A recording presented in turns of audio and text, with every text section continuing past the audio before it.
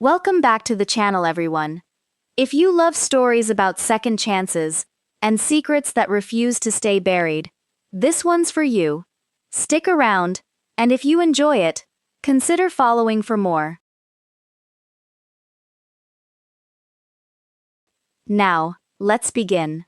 Maren Ellison stood on the curb with 2 suitcases and a duffel bag that used to be her father's, watching the taillights of her stepbrother's truck disappear around the corner. 23 years old, and everything she owned fit in the trunk of a car that wasn't even hers anymore. He hadn't slowed down to say goodbye. He hadn't needed to. The house had been sold out from under her 3 days after the funeral, and nobody had thought it worth mentioning until the papers were already signed. She didn't cry. She'd done enough of that in the funeral home bathroom, in the shower, in the space of silence right before sleep took her under. Now there was only the practical ache of figuring out where to sleep that night. The bus dropped her in Ashford Hollow a little after 4 in the afternoon. A town so small it didn't have its own zip code, just borrowed one from the county seat 20 miles east. She'd found the listing online 2 weeks earlier, back when she still had a phone with data left on the plan. Historic schoolhouse. Sold as is. Price negotiable. Cash only. The photos had shown a building with its roof half caved, and ivy climbing through a broken window like it was trying to reclaim the place for the woods. It was cheaper than a security deposit on a studio apartment. That was the whole reason. Mr. Halloran, the man who held the deed on behalf of some distant cousin of the last owner, met her at the gate with a ring of keys that looked older than either of them. "Nobody's touched this place in decades," he said, not quite looking at her. "The county wanted to tear it down years back. Somebody always stopped them. Don't rightly know why." "I'll take it," Maren said, before he'd even finished the sentence about the well needing new pipe. He studied her for a moment. The kind of look adults gave when they thought a young woman was making a mistake, but had decided it wasn't their place to say so. "There's no heat, no proper plumbing upstairs, and the attic's sealed. Some kind of old lock. Keys long gone. I wouldn't mess with it if I were you." "Why's it locked?" He shrugged, already walking back toward his truck. "Schools keep things locked for reasons that made sense to somebody. Once. Don't imagine it matters anymore." She stood alone afterward in the doorway of a building that smelled like rain-soaked wood and forgotten chalk dust, and something in her chest loosened for the first time in weeks. It wasn't a home. It was barely a shelter, but it was hers, and no one could sell it out from under her, and no one could tell her to leave before she was ready. Above her, somewhere past the water-stained ceiling, she thought she heard the settle of old timber shifting, like the building itself was exhaling. She didn't know yet that it wasn't the wind. The first night, Maren slept on a cot in what used to be the main classroom, wrapped in every blanket she owned, listening to the schoolhouse breathe around her. Wind found its way through gaps in the window frames, and made a low, tuneless whistle that should have scared her. Instead, it felt almost companionable, like sharing a room with something old and tired that meant her no harm. Morning came through a window still fogged with 50 years of grime, and she woke to find the room lit gold and strange, dust hanging in the air like something suspended in water. She lay there a long moment, just looking at it, before she let herself think about all the things she didn't have. A job, a plan, a family that wanted her. She got up anyway. Cleaning became the thing that saved her, in those first weeks. Not because the building needed it, though it did, desperately, but because scrubbing 30 years of grime off a chalkboard gave her hands something honest to do, while her mind sorted through the wreckage of everything else. She found an old broom in a supply closet, its bristles nearly gone, and swept the main room until her shoulders ached. She pried boards off windows and let light back into rooms that hadn't seen it in a generation. The town noticed her before she noticed the town. A woman named Ruth, who ran the diner 2 streets over, showed up on the 3rd day with a casserole dish and no explanation beyond. "Figured you'd forgotten to eat." She was in her 60s, sharp-eyed, with the particular bluntness of someone who'd spent decades telling strangers what today's specials were. "You buy this place outright?" Ruth asked, standing in the doorway with her arms crossed, taking in the exposed lath and the water stains blooming across the ceiling like continents. "Cash," Marin said. "It was cheap." "Bet it was." Ruth's eyes drifted upward, toward the ceiling, toward whatever lay beyond it. "This the old Ashford Hollow schoolhouse?" "That's what they called it." "Yeah." Something shifted in Ruth's expression. Not quite alarm, but a kind of careful reserve, like she was deciding how much to say. "My mother went to school here, before it closed." She didn't offer anything more, and Marin, still raw enough to avoid pushing where she wasn't wanted, didn't ask. It took her almost 2 weeks to work up the courage to try the attic. The door was at the end of the upstairs hallway, half hidden behind a collapsed shelf she'd had to clear away just to reach it. The lock Halloran had mentioned was real, an old iron mechanism, rusted solid, with no visible keyhole that any key she could imagine would fit. She tried a crowbar first, gently, more out of curiosity than real intent. The door didn't budge. She tried again, harder, and felt something give, not in the lock but in the frame around it, wood soft with wrought yielding where metal wouldn't. That was when she heard it, not just the settling groan of old wood, but something underneath it. Faint, rhythmic, almost like breathing, if buildings could breathe. If the sound of air moving through decades-old space could somehow sound alive. She told herself it was nothing. Old buildings made noises. Wind found strange paths through broken walls and created sounds that meant nothing at all. But that night, lying on her cot, she found herself staring up at the ceiling for a long time before sleep finally came. And when it did, she dreamed of children's voices reciting something in unison. Words she couldn't quite make out, over and over, patient and unhurried, like they had all the time in the world to be heard. She finally broke through the attic door on a Sunday, 3 weeks after arriving, using a hammer and enough stubbornness to ignore 2 splinters and a bruised knuckle. The wood gave all at once, with a crack that echoed down the empty hallway, and then she was standing in a doorway, looking up a narrow staircase, into darkness thick with the smell of paper and dust, and something faintly metallic, like old pennies. Her flashlight beam caught motes of dust swirling lazily, disturbed for the first time in decades. The attic ran the length of the building, low-ceilinged, lined with shelves that sagged under the weight of forgotten things. Stacked textbooks gone soft with moisture, a globe with continents faded to ghosts of themselves. A child's coat still hanging from a hook, as though its owner might come back for it any minute. And there, along the far wall, half covered by a moth-eaten curtain someone had hung and forgotten, names. Dozens of them, carved and written in a dozen different hands, some in careful cursive, some scrawled by fingers too young to have mastered penmanship yet. Dates beside some of them, a few small drawings, a sun, a flower, a crude rendering of a dog. She ran her fingers along the wall, reading names she didn't recognize, until she found one that made her stop cold. Eleanor Ellison, 1954. Her grandmother's name.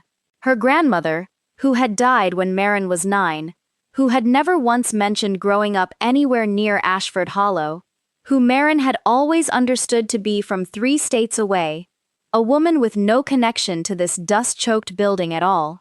She sat down hard on an overturned crate, flashlight trembling slightly in her hand, staring at the carved letters until they blurred. Beneath her grandmother's name, in different handwriting, someone had added something else. A short phrase, hard to make out where water damage had eaten into the plaster. She leaned closer, brushing away decades of grime with her sleeve. The words emerged slowly. "Forgive me, Ellie." They seemed to read, though half the second word was gone, swallowed by rot. She spent the rest of the afternoon in that attic, going through box after box with a kind of desperate, methodical hunger, looking for anything that might explain why her grandmother's name was carved into a schoolhouse wall 3 states from where she was supposed to have grown up. She found roll books, listing students by year. She found a photograph, brittle and sepia-toned, of a classroom full of children, lined up on the front steps of this very building, squinting into a sun that had set 70 years before Maren was born. She found her grandmother in that photograph. Front row, second from the left, no older than 7 or 8, wearing an expression Maren had never seen on the woman she remembered.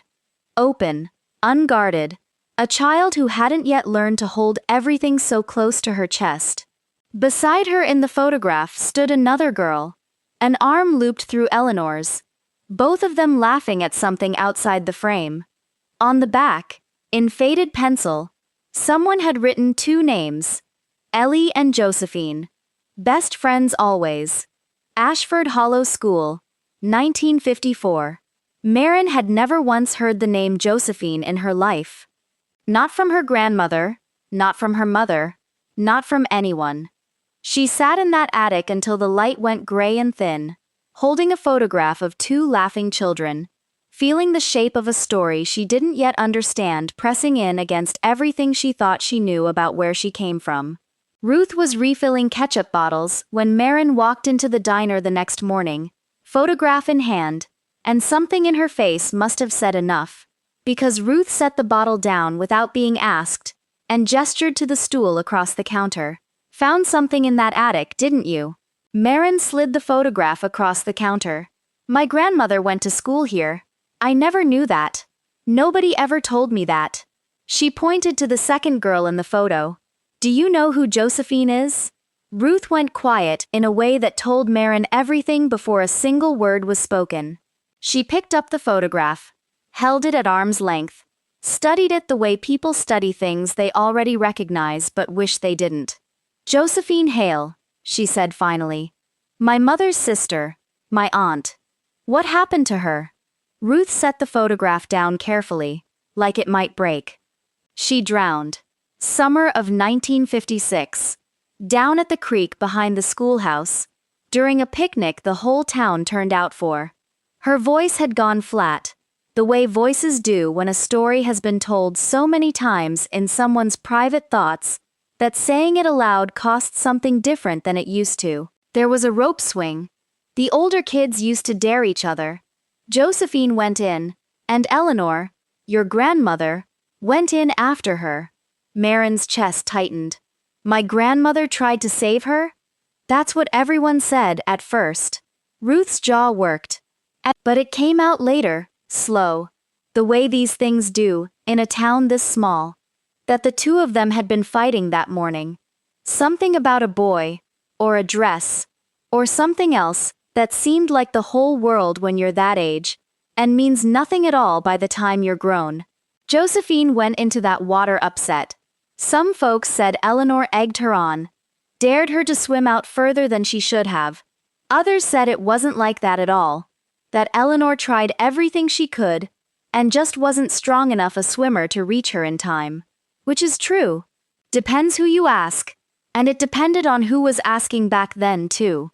Ruth looked up, and there was no anger in her face, only a tiredness that seemed to belong to the whole town, passed down like an heirloom nobody wanted, but nobody could set down either.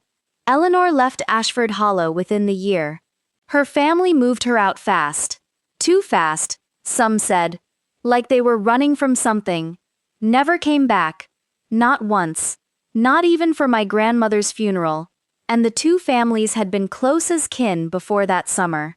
Maren thought of the carved plaster in the attic. Forgive me, Ellie. Not her grandmother's handwriting. Someone else's. Someone asking forgiveness of her.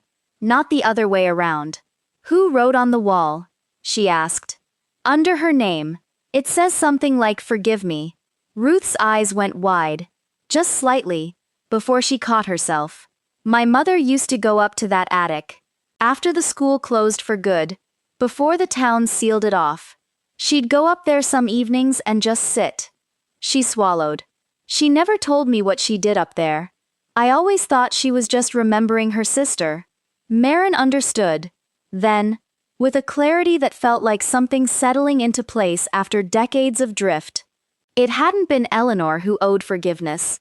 It had been Ruth's mother, Josephine's own sister, who had spent a lifetime believing something about that day that she'd never had the chance, or the courage, to take back. Your mother blamed my grandmother, Marin said quietly. And then she changed her mind. Too late to ever tell her.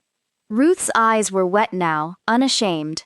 She died 4 years ago, never got the chance to make it right with anybody, not that she ever told me she wanted to. She reached across the counter and gripped Marin's hand, tight, urgent. I think she wanted someone to find that. I think she carved it up there hoping it'd matter to somebody someday. Even if she never had the nerve to send it anywhere it could actually reach your family. Marin went back to the schoolhouse that evening with the photograph tucked carefully in her coat pocket, and she climbed the attic stairs one more time, flashlight steady in her hand now instead of trembling. She stood before the wall of names for a long while, reading them the way she imagined Ruth's mother must have read them, year after year, alone with a guilt she'd never found the courage to release. She thought about her grandmother, not the version she remembered, brittle and private, who kept her past locked as tightly as this attic had been locked, but a version she was only now beginning to understand. A woman who had carried something for 70 years that she never once spoke of, not to her own daughter, not to Marin. A 12-year-old girl who had gone into cold water after her best friend and come out changed forever. Blamed by a town that needed somewhere to put its grief, and had simply never come back to a place that had never given her the chance to be forgiven. Marin pressed her palm flat against the carved letters. Forgive me, Ellie. 70 years too late for her grandmother to read it herself. But not too late, she realized, for the story to finally land somewhere it could rest. She spent the following weeks restoring that attic instead of clearing it out. She patched the roof above it first, made sure no more water would reach those names. She reframed the photograph of Eleanor and Josephine and hung it at the base of the stairs, where anyone climbing up would see it before they saw anything else. And she wrote to Ruth's cousins, scattered now across 3 states, inviting them to see what their mother had left behind. They came on a Sunday in early autumn, 6 of them, some who hadn't spoken to each other in years, over old grievances that suddenly seemed smaller in the face of something larger. Ruth stood in the attic doorway watching her family read the wall, watching them find, one by one, the same carved apology Marin had found weeks before. And something in her shoulders loosened that had been tight, Marin suspected, for longer than Ruth herself had realized. She wanted this, Ruth said quietly, watching her cousins trace their grandmother's guilt-ridden handwriting with careful fingers. She just never knew how to give it to anybody while she was alive. Marin didn't restore the whole schoolhouse that year, or even the next. It was slow work, done mostly with her own hands, funded by odd jobs, and a stubbornness that had carried her further than she'd expected it to, when she stood on that curb with 2 suitcases and nowhere to go. But she kept the attic exactly as she'd found it, names and all, and turned the rest of the building slowly into a small local museum. 1 room for the town's history, 1 for the schoolhouse's original classroom, restored as closely as she could manage to what it must have looked like in 1954, chalkboard and all. If you've ever carried a story that didn't fully belong to you until you learned to understand it, let us know in the comments below. Sometimes the past isn't looking for someone to blame. Sometimes it's only looking for someone willing to listen. On the day the museum opened, Ruth brought an old brass school bell she'd found in her mother's attic, one that had once hung outside this very building, silent for 60 years. Marin hung it above the front door, and when she rang it for the first time, the sound carried clean and bright across the empty field, where a creek still ran quietly behind the building, past the rope swing that had long since rotted away, past 70 years of silence finally, gently, broken. She thought her grandmother would have liked the sound of it. She thought. Somehow. She already knew. Thank you for spending this time with Marin's story. If it moved you, consider subscribing for more tales like this one. We'll see you in the next story.